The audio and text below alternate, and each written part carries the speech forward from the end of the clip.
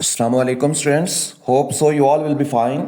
इस वीडियो में मैं आपको बताऊंगा कि आपने एमडी कैट की वोकेबलरी को कैसे करना है। आपका जो एमडी कैट में इंग्लिश का पोर्शन होगा जिसमें आपके 3 से 4 एमसीक्यूज वोकैब के होंगे, आपने उनको कैसे टैकल करना है। और ये जो वीडियो होगी, इस वीडियो में मैं 4 पॉइंट्स को डिस्कस करूंगा।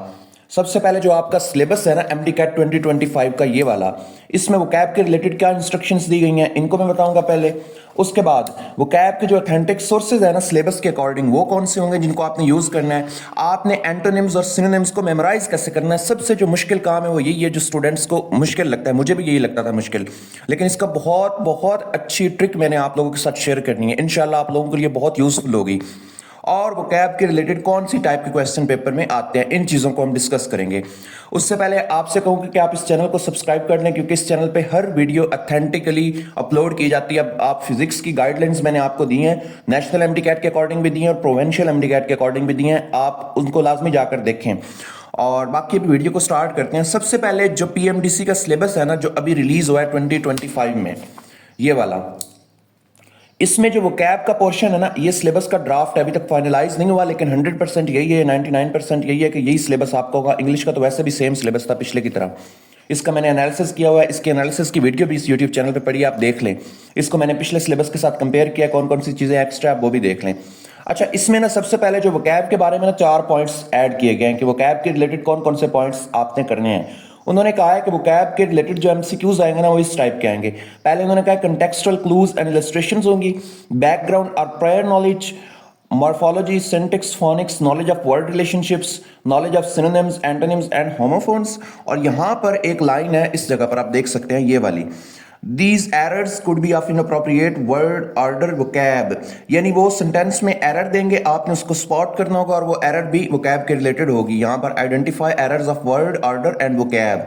अब यहां पर, और ये 4 पॉइंट्स और ये वाले पॉइंट्स, इसको उन्होंने बताया हुआ है कि इस टाइप के क्वेश्चन आपके वोकैब के रिलेटेड आएंगे। मैं इसमें एक चीज आपको दिखा दूं, इधर मैंने लिखी है कंटेक्सचुअल क्लूज एंड इलस्ट्रेशंस का क्या मतलब है। इसका ये मतलब है कि एक सेंटेंस होगा, उसके अंदर एक आपको कोई ना कोई उन्होंने इशारा दिया होगा, क्लू दिया होगा उस वोकैब के वर्ड के मीनिंग का, जो आपने लगाना होगा।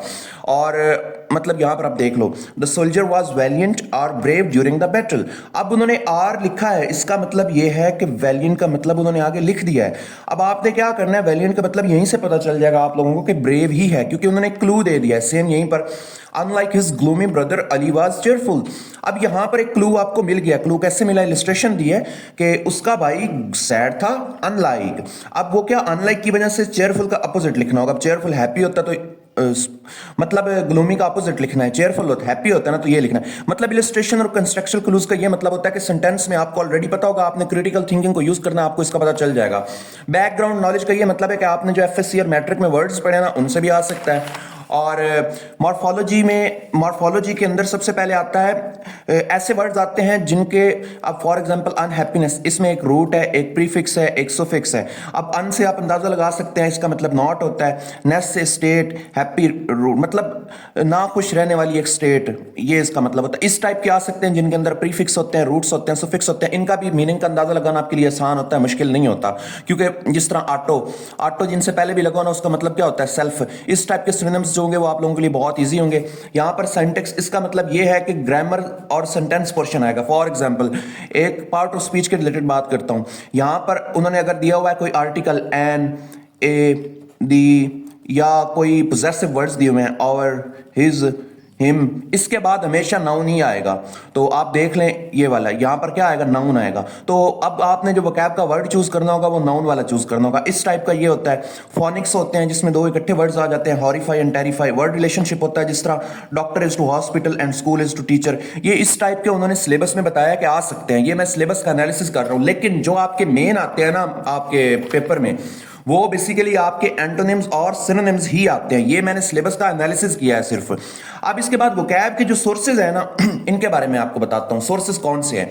आपका जो सिलेबस है ना, इसका ये बेंचमार्क्स है। जब ये फाइनलाइज होगा, यहां पर कंटेंट वाला पोर्शन होगा, उस कंटेंट में उन्होंने लिखा है कि वोकैब के जो वर्ड पिक होंगे वो आपके एफएससी की बुक से, यानी उन्होंने लिखा है SSC और CIA स्टूडेंट्स, ये वो होते हैं जो ये बोर्ड के स्टूडेंट्स होते हैं, और CIA जो कैम्ब्रिज A लेवल्स के स्टूडेंट होते हैं। यानी आपने जो बुक्स पढ़ी होती हैं आपने उनको ही पढ़ना है। आपकी मिस्टर चिप्स की बुक हो गई, वो बटन बटन वाली हो गई, शॉर्ट स्टोरीज हो गई, पोएट्रीज हो गई, प्लेज हो गई, ये सारे इनको आपने रीड करना है। इनमें से ये आपके वोकैब के वर्ड्स आएंगे। वो जो 208 वर्ड्स है ना, वो आपके सिलेबस का एक्टिवली पार्ट नहीं है, लेकिन उनमें से भी कुछ एमसीक्यूज आ जाते हैं, उनको भी आपने करना है। मैं करने का आगे तरीका बताता हूं। लेकिन जो आपकी मैट्रिक और एफएससी की जो बुक्स है और ए लेवल की जो बुक्स है, आप वो एफएससी की अपनी बुक्स कर लें। अगर आप ए लेवल के नहीं हैं तो आपने एफएससी की बुक्स को करना है, साथ आप वो 208 वर्ड्स कर लें। इंशाल्लाह ताला आपका ये कवर हो जाएगा, क्योंकि सिलेबस में उन्होंने वही लिखा कि आपकी एचएससीसी की बुक से ही पेपर आएगा। अब इसके मेमोराइज करने का तरीका क्या है? अब आपके पास दो चीजें, सोर्सेज मैंने लिख दी हैं। एक आपकी एचएसएससी की बुक्स हैं, और बाकी वो जो किप्स के या किसी भी एकेडमी के 208 वर्ड्स हैं अभी जो चल रहे हैं, जो अकेडमीज वाले वही करवाते हैं, आप वो कर लें। अब इनको करने का तरीका क्या है? अब अपने हर वर्ड के 2 से 3 सिनोनिम्स करने हैं। 3 मतलब एक वर्ड है ना, आपने उसके क्या करने हैं? 3 सिनोनिम्स करने हैं और उसके 3 एंटोनिम्स करने हैं। अब एक वर्ड के आप 6 वोकैब वर्ड साथ कर रहे हैं, यानी 3 सिनोनिम्स और 3 एंटोनिम्स। इस तरह करके आपके 6 एक वर्ड से आपके 6 वर्ड्स आपके याद हो जाएंगे। अब इनको करने का तरीका यह है कि आपने अपना मोबाइल ओपन करना है। इस पे एक ऐप होती है चैट जीपीटी। अब इस ऐप का सबको पता है, ये AI की एक ऐप है। इसमें आपने कोई वर्ड्स लिखने हैं। फॉर एग्जाम्पल आप वर्ड्स लिखेंगे अपालिंग।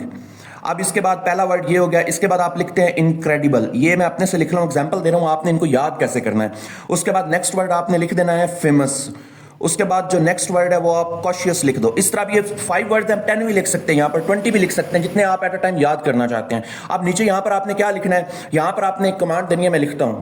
अब मैंने ये वाली कमांड लिखी। अब इसमें मैंने क्या किया? आपने बिल्कुल ऐसे ही लिखना है। मैंने कहा है कि right Urdu meaning of above 4 words, जो मैंने ऊपर ये लिखे हैं ये वाले, and also write 3 famous synonyms and antonyms of above 4 words, and after that use above 4 words into a paragraph। अब इसमें क्या है कि आपको उर्दू मीनिंग भी मिलेंगे, आप यहाँ पर 10 वर्ड्स भी लिख सकते हैं।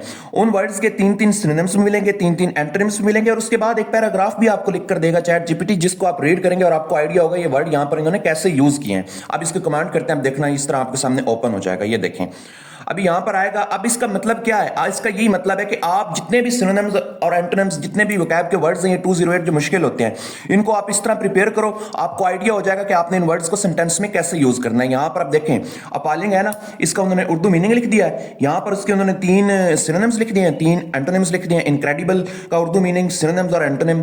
फेमस का उर्दू और एंटोनिम और सिनोनिम्स। कॉशियस का उर्दू मीनिंग लिखा और एंटोनिम और सिनोनिम, और ये फेमस उन्होंने लिखे हैं। अब उन्होंने इन सबको वर्ड्स को यूज करके एक पैराग्राफ लिखा है। लेकिन the famous scientist once unknown to the world became celebrated after his incredible discovery। अब इस पैराग्राफ के अंदर वो सारे सिनोनिम्स और एंटोनिम्स उन्होंने इंक्लूड कर दिए हैं। आपने सारे वर्ड्स को इसी तरह प्रिपेयर करना है। इससे आपके उर्दू, इंग्लिश, सिनोनिम्स, एंटोनिम्स, और आपको पता चलेगा ये वर्ड्स पैराग्राफ या सेंटेंसेस में कैसे यूज होते हैं। इस तरह करके आपने करना है, और यही सबसे बेस्ट तरीका है कि आप इनको मेमोराइज कर सकते हैं। ये एप्लीकेशन ये वाली आप देख लें, और ये आपको प्ले स्टोर से मिलेगी, चैट जीपीटी इस एप्लीकेशन का नाम है। उसके बाद लास्ट है कि क्वेश्चन कौन से टाइप के आते हैं। इसमें 3 टाइप के क्वेश्चन आते हैं, या तो वो डायरेक्ट कहते हैं, सिनोनिम इसका क्या है, वो डायरेक्ट कहते हैं, एंटोनिम क्या है, वो स्पॉट द एरर कह सकते हैं। स्पॉट द एरर क्या है? एक सेंटेंस है, उसमें उस वोकैब के वर्ड को गलत इस्तेमाल कर सकते हैं, वहां पर वो यूज ही नहीं होता, आपने कहना ये वर्ड तो गलत है, तो आपने बता देना यहां पर एरर इस्तेमाल हुई है। उसके सिनोनिम को गलत यूज कर सकते हैं, सेंटेंस स्ट्रक्चर में आ सकते हैं, जिस तरह ये वाला है, ये वाला एमसीक्यू जो उन्होंने यहां पर लिखा ना, इस टाइप के भी आ सकते हैं, और इस टाइप के भी आ सकते हैं, इलस्ट्रेशंस और क्लूज वाले, क्योंकि सिलेबस का पार्ट है। आपने हर तरह से अपने आप को प्रिपेयर करके जाना है। इंशाल्लाह ताला आपका वोकैब वाला इशू कवर नहीं होगा, वोकैब वाला इशू आपको कवर हो जाएगा। और बाकी अगर आपको वीडियो पसंद आई है तो लाजमी सब्सक्राइब करें। इंशाल्लाह ताला नेक्स्ट वीडियो भी इसी तरह ऑथेंटिकली अपलोड होगी, और बाकी बेल आइकन को भी लाजमी प्रेस कर लें। Thank you so much for staying in the video. अल्लाह हाफिज़।